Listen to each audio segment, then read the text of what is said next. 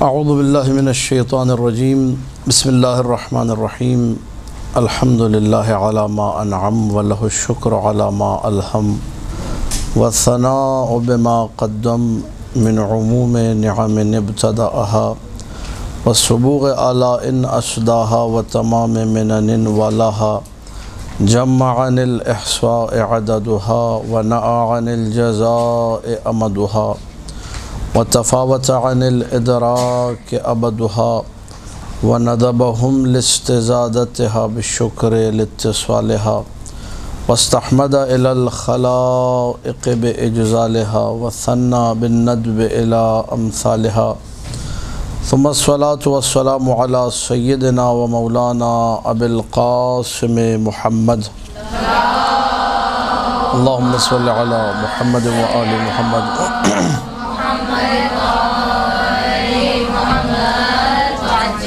وآلہ الطیبین الطاہرین المعصومین المظلومین المنتجبین الأخیار واللعنة الدائمة على أعدائهم الأشرار اما بعد فقال الله سبحانه وتعالى نقلا قول الكفار قالوا يا ويلنا هذا يوم الدين هذا يوم الفصل الذي كنتم به تكذبون احشروا الذين ظلموا دون الله فاهدوهم إلى صراط الجحيم وقفوهم إنهم مسؤولون۔ قرآن مجید سورہ صافات کی کچھ آیات کی تلاوت کا شرف آپ کے سامنے حاصل کیا، جو کہ جہنمیوں کی باتوں کو بیان کر رہا ہے۔ جب قیامت کا دن آئے گا، جب حساب و کتاب کا دن آئے گا، تو اس دن کفار یہ کہیں گے قالو یا ویلنا ھذا یوم الدین۔ یہ سورہ صافات کی 20ویں آیت ہے۔ سورہ صافات سورہ یاسین کے فوراً بعد یہ سورہ ہے۔ اس سورہ کی 20ویں آیت، ظاہر موقع ملا تو انشاءاللہ پھر کبھی اس سورہ کی پوری تفسیر کریں گے، لیکن آج کے اس مختصر سے درس میں انشاءاللہ چند آیات اور اس کے بعد گفتگو تمام ہو جائے گی۔ کفار حساب کے دن کو، کتاب کے دن کو، یوم الحساب کو مشاہدہ کرنے کے بعد کہیں گے یا ویلنا ھذا یوم الدین، یعنی وہ لوگ جو ساری زندگی یوم الدین، دین کا لغت میں معنی ہی جزا ہے۔ لفظ دین کا معنی کیا ہے؟ جزا۔ یوم الدین یعنی جزا والا دن۔ مالک یوم الدین آپ لوگ صبح شام پڑھتے ہیں، یوم جزا کا مالک۔ اور ہماری جو اسلام کی جو جسے کہا جائے بنیادی باتیں ہیں، جو اصول دین ہیں، فروع دین ہیں، ان سب کو بھی دین کہا جاتا ہے۔ دین کہنے کی وجہ یہ ہے، ان عقائد اور ان اعمال کو اگر آپ نے انجام دیا تو نیک جزا ملے گی، چونکہ یہ باعث جزا بنتے ہیں۔ اس کی وجہ سے نماز پڑھیں گے تو دین ملے گا، یعنی جزا ملے گی۔ روزہ رکھیں گے تو دین یعنی جزا ملے گی۔ حج کریں گے تو دین یعنی جزا ملے گی۔ تو ان سب چیزوں کو دین ہی کہا گیا۔ کیوں دین کہا گیا؟ کیونکہ یہ باعث دین ہے، باعث جزا ہے۔ یوم الدین وہ لوگ جو زندگی بھر دین کا، جزا کا انکار کرتے رہے اور یہ کہتے رہے کہ یہی دنیا سب کچھ ہے اور یہی ہمیشہ سے چلی آ رہی ہے اور اسی میں سب کچھ جو ہے ختم ہو جانا ہے، آگے کچھ بھی نہیں ہے۔ جب اپنی آنکھوں سے دیکھیں گے کہیں گے یا ویلنا، وائے ہو ہم پر، عذاب آ گیا ہمارے لیے کہ یہ تو حقیقت میں ہماری نگاہوں کے سامنے یوم الدین آ گیا۔ ھذا یوم الفصل الذی کنتم بہ تکذبون۔ اب اللہ کہہ رہا ہے، اور یہ ایک قول کی بنا پر یہ ملائکہ کا جواب ہے۔ جب وہ لوگ کہیں گے کہ یا ویلنا ھذا یوم الدین، تو فرشتے جواب دیں گے یہ وہی فیصلے کا دن ہے جس دن کو تم جھٹلایا کرتے تھے۔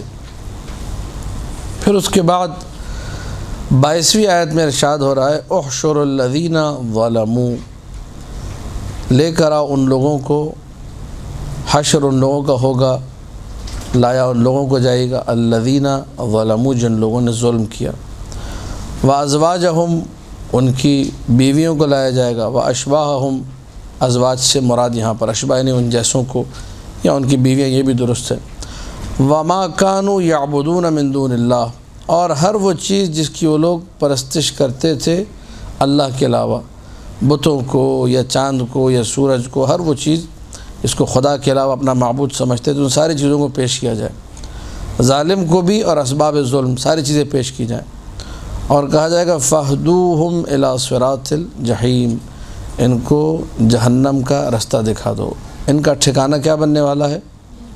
جہنم۔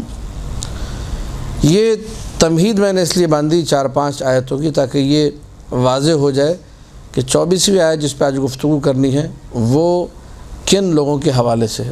کفار یہ کہیں گے یہ تو قیامت کا دن آ گیا، فرشتے پلٹ کر کہیں گے ہاں یہ وہی دن ہے اس کا تم لوگ مذاق اڑایا کرتے تھے، جھٹلایا کرتے تھے۔ پھر ندا دی جائے گی کہ ظالموں کو لایا جائے۔ تفسیر میں آیا کہ یہاں پر ظالموں سے مراد وہ لوگ ہیں خاص طور پر جنہوں نے آل محمد علیہ السلام پر ظلم کیا۔ اللہم صلی علی محمد و آل محمد۔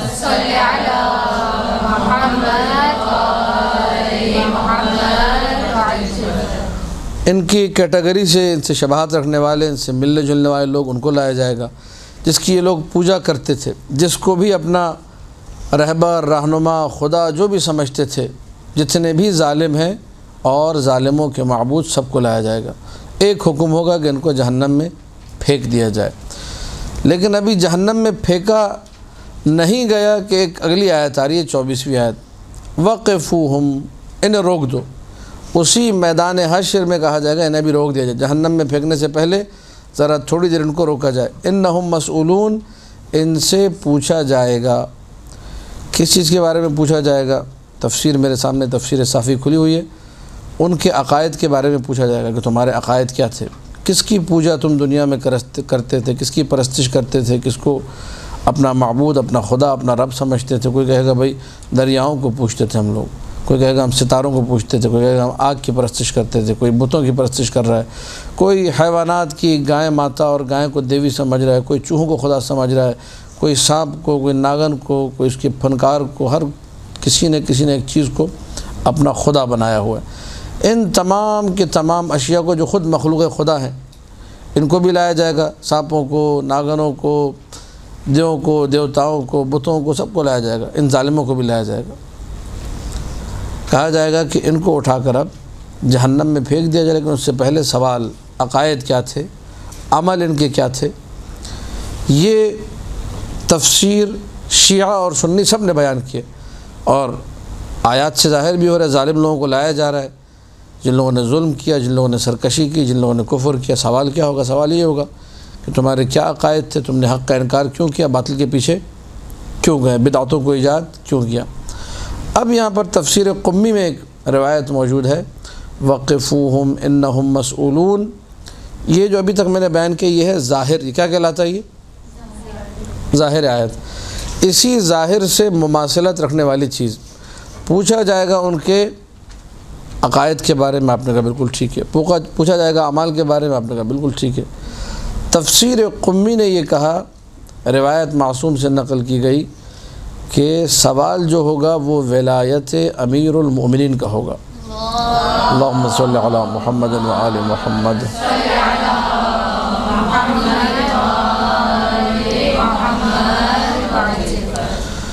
اعمالی شیخ صدوق میں یہی روایت موجود ہے، عیون اخبار الرضا میں یہی روایت نبی اکرم سے مروی ہے، یہی روایت کہ سوال کس چیز کے بارے میں ہوگا؟ ولایت امیر المؤمنین کے بارے میں۔ اب ایک روایت آپ سن لیجیے اور اس کے بعد میں کتاب بند کر کے تھوڑی سی معروضات اسی آیت کے حوالے سے ہوں گی، تاکہ ہم لوگ جو ہے جب بھی کبھی گفتگو کریں کسی بھی آیت پر تو ہمارے سامنے ایک بیک گراؤنڈ اور ایک تھیم آ جائے کہ گفتگو کرنی کیسے ہے۔ علل الشرائع میں روایت موجود ہے، معصوم کا فرمان موجود ہے اس آیت کے ذیل میں۔ کون سی آیت؟ سورہ صافات کی 24ویں آیت، اور یہ آپ لوگ یاد کر لیجیے اس کو، جو خواتین جو ہماری مائیں بہنیں مجالس وغیرہ پڑھتی ہے اس کو سرنامہ کلام بنائیے، بہت بہترین آیت ہے، مختصر سی آیت اور انتہائی کارآمد آیت۔ وقفوہم انہم مسئولون، انہیں روکو، ان سے پوچھا جائے گا، انہیں ٹھہراؤ، ان سے سوال کیا جائے گا۔ علل الشرائع میں اس آیت کے ذیل میں روایت ہے، معصوم کا ارشاد موجود ہے، لا یجاوزو قدم عبد حتى يسأل عن 4، بندے کے دونوں قدم عبور نہیں کریں گے، حرکت نہیں کریں گے، اپنی جگہ سے ٹس و مس نہیں ہوں گے، یعنی بندہ اپنی جگہ سے ہلنے نہیں پائے گا مگر یہ کہ 4 چیزوں کے بارے میں سوال ہوگا۔ یہاں تفسیر صافی میں روایت دی ہوئی ہے، نقل انہوں نے علل الشرائع سے کی ہے۔ 4 سوالات ہوں گے، کیونکہ آیت میں 24ویں آیت میں کیا تھا؟ انہیں روکو، ان سے پوچھا جائے گا، ان سے سوال کیا جائے گا۔ کیا پوچھا جائے گا؟ معصوم کا فرمان اسی آیت کے ذیل میں، یعنی پہلے مولا نے یہ آیت پڑھی اور اس کے بعد یہ کہا کہ یہ 4 چیزیں پوچھی جائیں گی۔ عن 4، عن شبابہ، پہلا سوال یہ ہوگا جوانی کے بارے میں، فیما ابلاہ، جوانی کو کیسے گزارا۔ جوانی انسان کی زندگی کا اہم ترین حصہ ہے۔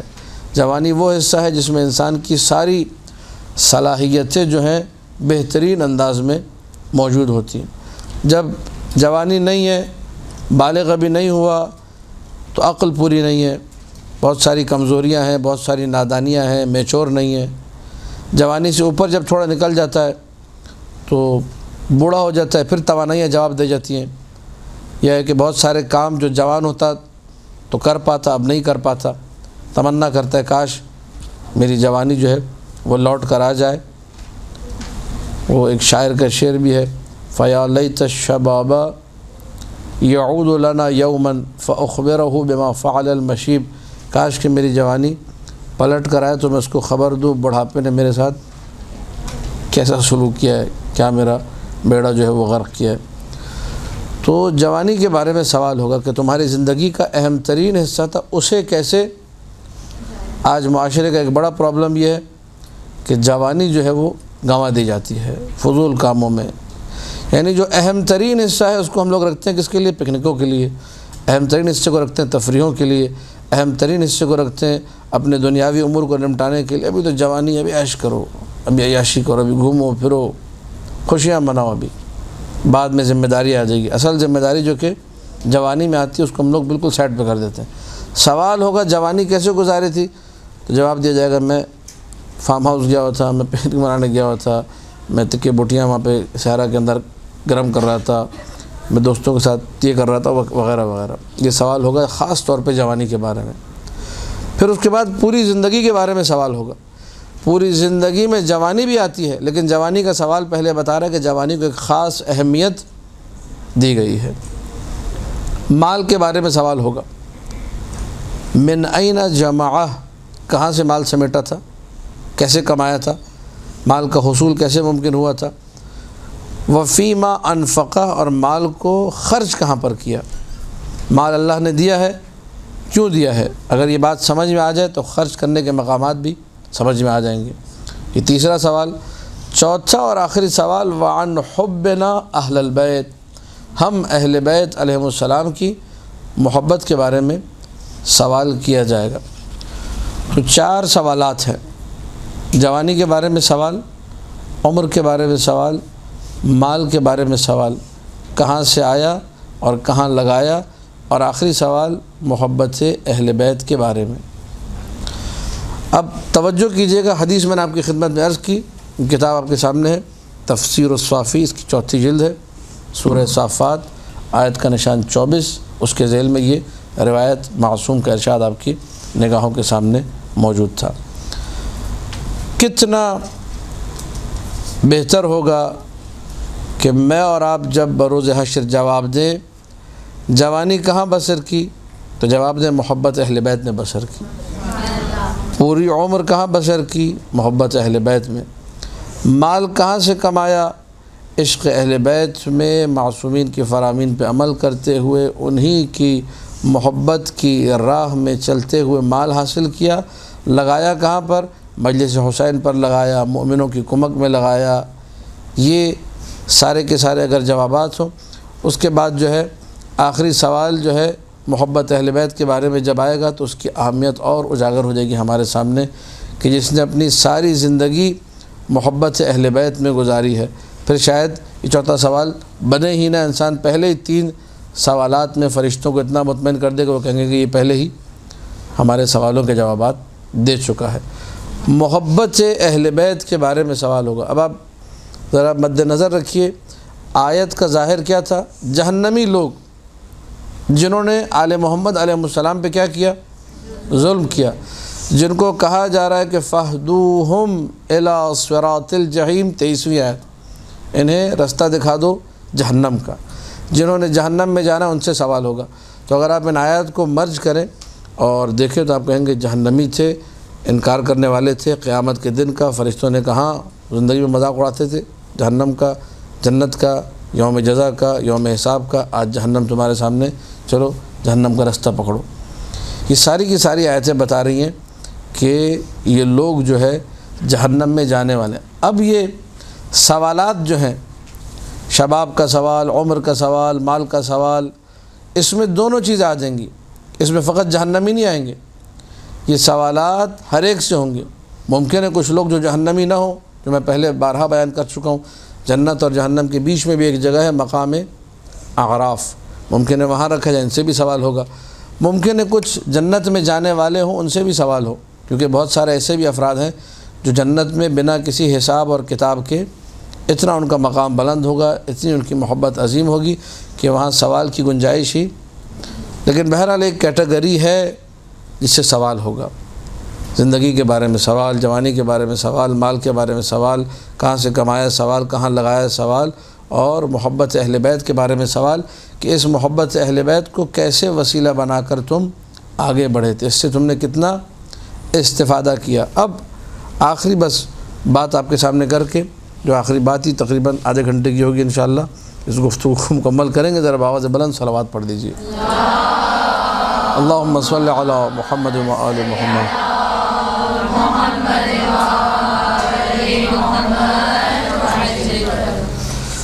اب آپ لوگ پوری توجہ سے سماعت فرمائیے گا، یہ نہایت جسے کہا جائے علمی گفتگو ہے، اور ایک جسے کہا جائے خالصتاً کلامی گفتگو، عقائد سے مربوط گفتگو، لیکن پیٹرن کو، منہج کو اور سلیبس کو سمجھیے گا کہ آغاز کہاں سے ہو رہا ہے، نقطہ آغازین کیا ہے اور نقطہ انتہا کیا ہے، اسٹارٹ کہاں سے کرنا ہے اور اینڈ کہاں پر کرنا ہے، اس کو ملاحظہ کیجیے گا تاکہ آہستہ آہستہ آپ لوگوں کو جو ہے یہ چیزیں جو ہے بہت سارے مقامات پہ کام آئیں گے۔ اگر ایک جگہ انسان نے سمجھ لیا تو اللہ نے انسان کو نعمت عقل سے نوازا ہے، بہت سارے دیگر مقامات پر بخوبی ان چیزوں سے وہ استفادہ کر سکتا ہے۔ یہ جو 24ویں آیت ہے سورہ صافات کی، وقفوہم انہم مسئولون، انہیں روکو، ان سے پوچھا جائے گا، اس آیت کو علامہ حلی رحمۃ اللہ علیہ نے اپنی کتاب کشف الحق و نہج الصدق میں امیر المؤمنین کی امامت کی دلیل قرار دیا ہے۔ پوری آپ لوگ توجہ کیجیے گا کہ کیا کہا جا رہا ہے اور اس کا اینڈ کیا ہوگا۔ یہ آیت آپ نے سن لی، اب آپ بھی اگر پڑھنے بیٹھیں گے دوبارہ تفسیر کھولیے، جہنمی لوگ جہنم میں جا رہے ہیں اور جو ہے نا ان سے جو ہے نا ان کے سوالات، ان کے جوابات، وہ دنیا میں جو ہے روز جزا کا مذاق اڑانے والے تھے، فرشتوں نے کہا تم نے تکذیب کی تھی نا، اب جاؤ جہنم میں جاؤ۔ اللہ بھی کہے گا ان کو، ان جیسے لوگوں کو، ان کے اشباح کو، ان کے ازواج کو، ان جن چیزوں کی لوگ پوجا کرتے تھے، وہ بت وغیرہ، وہ سارے کے سارے ان کے معبود، سب کو اٹھا کے جہنم میں پھینک دو۔ اب اس کے بعد آیت آ رہی ہے انہیں روکو، ان سے سوال کیا جائے گا۔ تو یہاں انسان سوچ بھی نہیں سکتا، آیت کے ظاہر کو دیکھتے ہوئے انسان سوچ بھی کہ اس آیت کا بھلا امامت سے، امیر المومنین سے کیسا تعلق ہے۔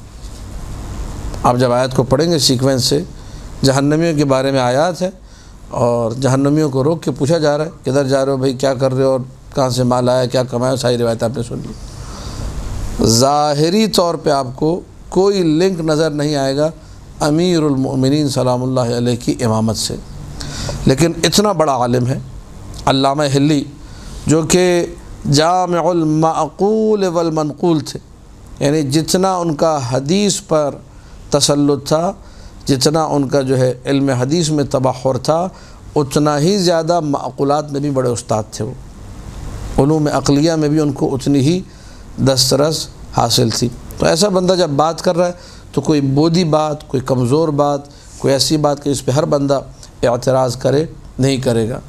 اب انہوں نے جب بات کی، اور بات بھی امامت کی ہو رہی ہے، اچھا شیعوں کے سامنے آپ بات کریں گے، شیعوں کو تو یعنی کہ آپ کسی بھی طریقے سے ولایت امیر المومنین بتا دیں وہ خوش ہو کے سن لیتے ہیں، ان کے مزاج میں، ان کے وجود میں شامل ہے، وہ کبھی بھی اعتراض کہیں کہ ہاں بڑا بہترین نقطہ لگایا، حیدر بھی کر دیں گے، نعرہ حیدری بھی لگا دیں گے، گفتگو آگے بڑھ جائے گی، انہوں نے کوئی اعتراض نہیں کرنا۔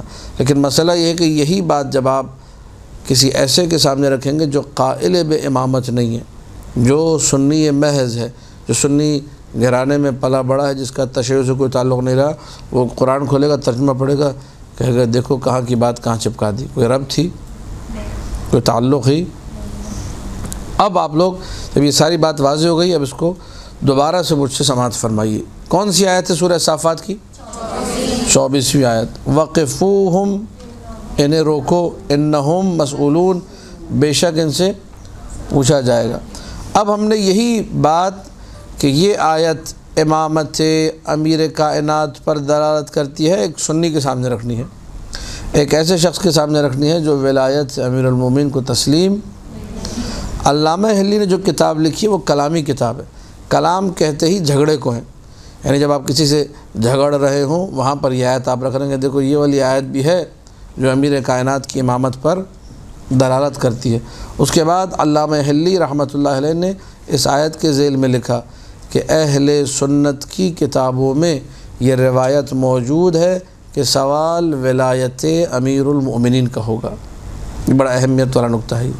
علامہ حلی نے دیکھیں گفتگو کا آغاز کہاں سے کیا، آیت کے بعد یہ نہیں کہا کہ ہماری تفسیر صافی میں مثال کے طور پر، خیر تفسیر صافی علامہ حلی کے زمانے میں تھی بھی نہیں، بعد میں لکھی گئی ہے، ان کے زمانے کی تفسیر قمی مثلا ان کے زمانے میں موجود تھی علامہ حلی کے زمانے میں، یا تفسیر عیاشی مثلا موجود تھی، تو وہ کہتے تفسیر عیاشی میں یا تفسیر قمی میں یا تفسیر تبیان شیخ طوسی کی جو ان کے زمانے میں موجود تھی اس کا نام لیتے کہ ہماری فلاں تفسیر میں موجود ہے، فلاں مثلا اصول کافی میں روایت موجود ہے، یا اور کوئی کتاب جو علامہ حلی کے زمانے میں حدیث کی ہوتی اس کا حوالہ دیتے نہیں۔ بات چونکہ سامنے والے کو جو ہے سمجھانی ہے تو اسی کی کتاب سے بات کرنی ہوگی۔ اسے ہم لوگ اصطلاح علمی میں کہتے ہیں الزام خصم۔ خصم یعنی آپ کا دشمن جس سے آپ جھگڑ رہے ہیں، جس کو بات سمجھا رہے ہیں، الزام یعنی اس کو پابند کرنا، اس کو پابند کرنا کہ دیکھو اب تم ہل نہیں سکتے، اب تم ڈینائے اس بات کو اگنور نہیں کر سکتے، یہ ہماری کتاب نہیں ہے، تمہاری اپنی کتاب ہے۔ تو علامہ حلی نے فوراً کہا کہ جمہور یعنی جو میجورٹی جن کے پاس ہے، اکثریت جن کے پاس ہے، سنی لوگ، ان کی کتابوں میں روایت موجود ہے ای عن ولایت علی بن ابی طالب، سوال جو ہوگا وہ ولایت علی بن ابی طالب کے بارے میں ہوگا۔ یہ کہہ کر علامہ حلی آگے بڑھ گئے۔ پوری توجہ چاہ رہا ہوں، کیا کیا علامہ حلی نے؟ آیت سورہ صافات کی 24ویں، اس کے بعد کہا کہ اہل سنت کی کتابوں میں روایت موجود ہے کہ جو سوال ہوگا وہ ولایت امیر المومنین کے بارے میں ہوگا۔ یہ کہہ کہ علامہ حلی نے اپنی بات کو کمپلیٹ کر دیا۔ ثابت آپ کیا کر رہے ہیں؟ امیر کائنات کی امامت کہ رسول اللہ کے بعد امیر المومنین کیا ہے؟ امام وقت۔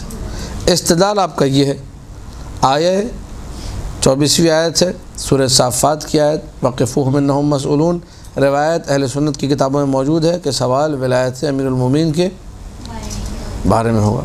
علامہ حلی یہ کہہ کے آگے بڑھ گئے۔ علامہ حلی ہی کے زمانے میں ایک ان کا دشمن بیٹھا ہوا تھا جس کا نام تھا فضل ابن روزبہان، اس نے علامہ حلی کی رد میں کتاب لکھی اور وہاں یہ جملے تحریر کیے۔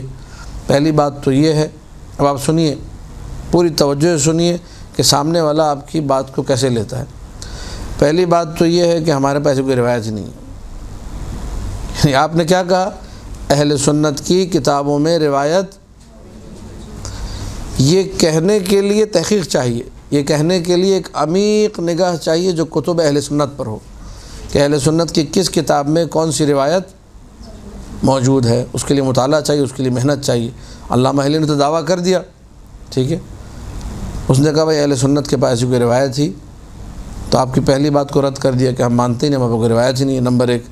نمبر دو، سپوز، پھر اس نے سپوز والی بات کی، فرضی بات، اگر فرض کر بھی لیں کہ کوئی ایسی روایت موجود ہے کہ سوال ولایت امیر المومنین کے بارے میں ہوگا تو ٹھیک ہے، یہ ایک دشمن کہہ رہا ہے، علامہ حلی کا دشمن، یعنی ہمارا دشمن، شیعوں کا دشمن، فضل ابن روزبہان جو ہمارے عقیدے کو نہیں مانتا، ہمارے عقیدے کا دشمن ہے، کہتا ہے کہ اگر مان بھی لیں علی ابن ابی طالب کی ولایت کے بارے میں سوال ہوگا تو ہم سنی مانتے ہیں کہ علی اللہ کے ولی ہیں، علی اللہ کے ولی ہیں، اور ولی جو ہے نا دوست کے معنی میں، علی اللہ کے دوست ہیں، اللہ اللہ خیر سے اور فی امان اللہ، کہانی ختم ہو گئی، اس سے امامت ثابت۔ اب آپ دیکھیے یہ پورے اعتراضات کا پیکیج آ گیا۔ اب آپ بتائیے کہ اگر یہ سوالات آپ سے ہوتے تو آپ کیسے جواب دیتی؟ یہاں علماء کی اہمیت ظاہر ہوتی ہے، یہاں تحقیق کا پتہ چلتا ہے کہ ہمارے علماء نے ان 1400 سالوں کے اندر کس طریقے سے مذہب کا دفاع کیا ہے۔ اور یہ میں نے ایک آپ کے سامنے چھوٹی سی آیت رکھی ہے، اس پر اتنی طویل گفتگو ہے، باقی 70-72 اور آیتیں علامہ حلی نے پیش کی، ان پر بھی اس قسم کے اعتراضات، ان پر بھی ایسے ہی جسے کہا جائے مختلف قسم کے اعتراضات، جن کے سارے جوابات ہمارے علماء نے اپنی کتابوں میں دیے ہیں۔ اور اس کے باوجود ہم لوگ علماء پہ جب اعتراض کرنے آتے ہیں تو ایسے فضول قسم کے اعتراضات کرتے ہیں، جس سے پتہ چلتا ہے کہ جہل جو ہے وہ عروج پر ہے اور علم کو ذبح کر دیا گیا ہے، علم کا گلا جو ہے وہ کاٹ دیا گیا، علم سے کوئی تعلق نہیں ہے۔ یہ وہ علماء ہیں جن لوگوں نے مذہب کا دفاع کیا، جن لوگوں نے مذہب کے لیے زندگی مطالعے میں لگا دی، جن لوگوں نے جو ہے اپنا سب کچھ قربان کر دیا، آج آپ کا اور ہمارا عقیدہ جو ہے وہ محفوظ رہے۔ اب آپ لوگوں نے ساری گفتگو سن لی، بس اینڈ میں جواب سنی اور بندہ حقیر کو اجازت دیجیے۔ فضل ابن روزبہان نے علامہ حلی کے استدلال پر اعتراض کیا۔ استدلال کیا تھا؟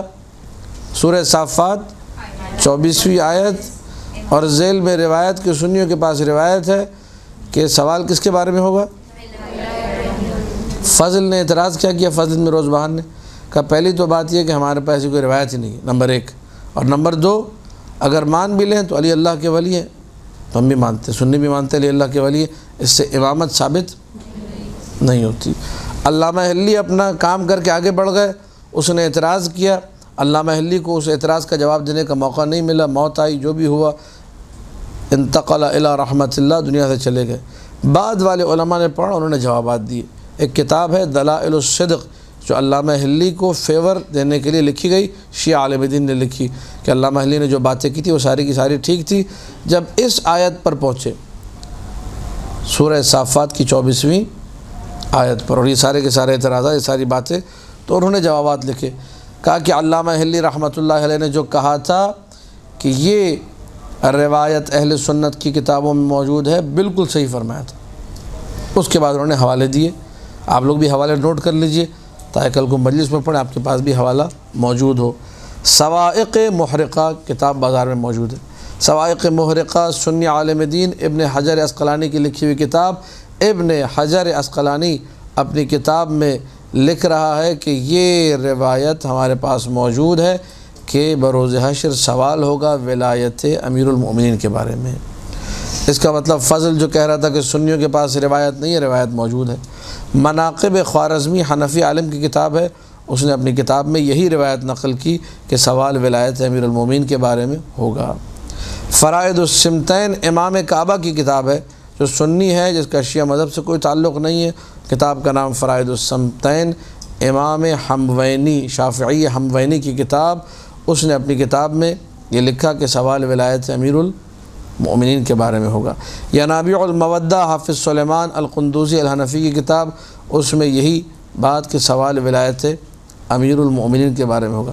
اہل سنت کی تفسیر کی کتابوں میں تفسیر ثعلبی جو کہ بزرگ اہل سنت عالم دین امام ثعلبی جن کو کہا جاتا ہے، ان کی تفسیر ہے، اس تفسیر میں اسی آیت کے ذیل میں یہی روایت کے سوال ولایت امیر یہ سارے کے سارے حوالے شیخ حسن مظفر نے اپنی کتاب دلائل الصدق میں دیے کہ آپ جو کہہ رہے تھے کہ اہل سنت کے پاس ایسی کوئی روایت نہیں، آپ نے اپنی کتابیں نہیں پڑھی، آپ کی کتابوں میں جگہ جگہ یہ روایت۔ اب دوسرے سوال کا جو ہے جواب سماعت فرمائیے اور لطف لیجئے ولایت امیر المؤمنین سلام اللہ علیہ کا کہ کس طریقے سے اللہم صلی علی محمد و آل محمد۔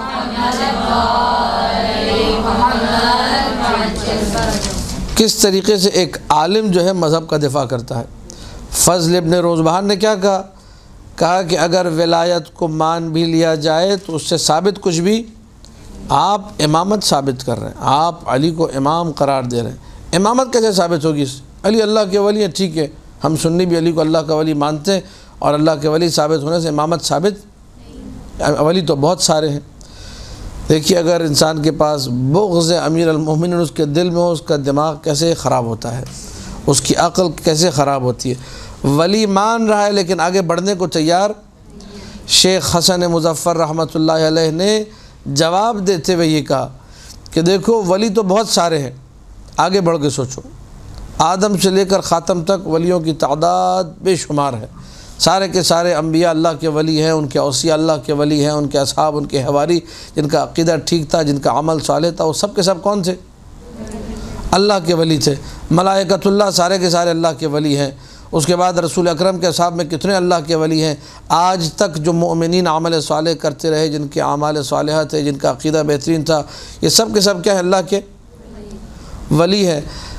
جواب اتنا سا دیا ایک لائن میں، اور کتنا لطیف جواب، کہا کہ تم مان رہے ہو کہ علی اللہ کے ولی ہیں، انکار نہیں کر رہے، پھر آگے بڑھ کے یہ کیوں نہیں سوچتے کہ کائنات میں سینکڑوں، ہزاروں، لاکھوں، کروڑوں اللہ کے ولی ہیں، لیکن میدان حشر میں کسی کی ولایت کے بارے میں سوال نہیں ہوگا۔ اگر سوال ہوگا تو ولایت امیر المومنین کے بارے میں سوال ہوگا۔ کیوں کسی اور کی ولایت کے بارے میں سوال نہیں ہو رہا؟ جواب اتنا سا ہے کہ کوئی تو امتیاز ہے، کوئی تو خاصیت ہے جو ابو طالب کے لال کے پاس ہے اور کسی کے پاس نہیں۔ ہم یہ کہتے ہیں کہ وہ امتیاز، وہ خاصیت امامت ہے۔ رسول نے اپنا جانشین سوائے علی کے کسی کو نہیں بنایا تھا، آپ کو یہ امتیاز دکھائی نہیں دیتا۔ لہذا ایک جو ہے اللہم صلی علی محمد و آل محمد،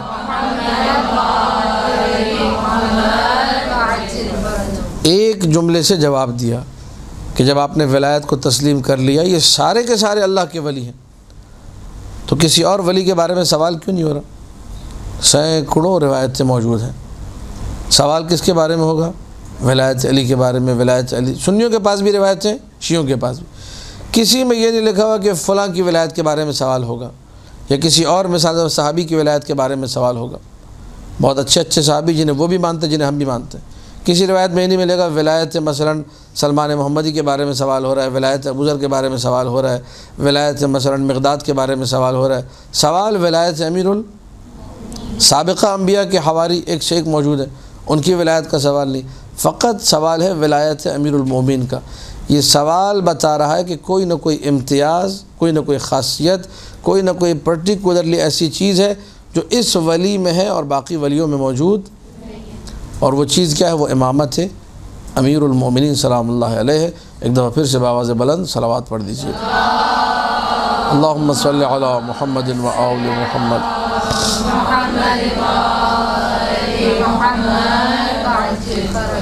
آج کی گفتگو کو یہیں پہ ہم لوگ تمام کرتے ہیں، کیونکہ ایک عذر ہے، میرے پاس وقت بہت شارٹ تھا۔